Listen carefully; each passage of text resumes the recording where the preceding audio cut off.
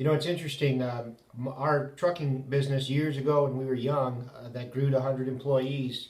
If you look at the way these present truck lines are run, most of them are the big ones are run by they're either the corporate structures like a FedEx and a UPS, and I'm not really focusing on them, or the just kind of the over the road truck lines that to this day continue to have a problem finding stable drivers. And when you get involved in some of these companies, you can see why they're poorly managed. Um, they're they're they I think they don't know how to manage the modern truck driver because I think a lot of these guys never actually drove a truck, and that actually is very important.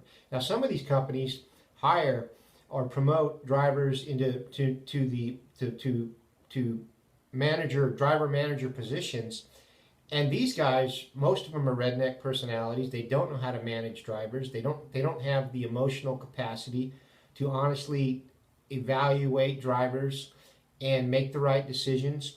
And they give the upper management bad advice. And the upper management, because most of them come from college and never learned the trade, so to speak, they listen to these lower level managers and take advice from them. So they're getting bad advice from these redneck driver managers, and there's this vicious circle. These companies have to constantly hire new people, get government grants to train people. They get money from the government for training people to drive trucks. They charge these drivers to get their driver's license, to get the training. So it's just a big circular process of hiring drivers quitting, hiring more drivers, because most of these guys come from desperate circumstances. They have no other option but to learn to drive a truck.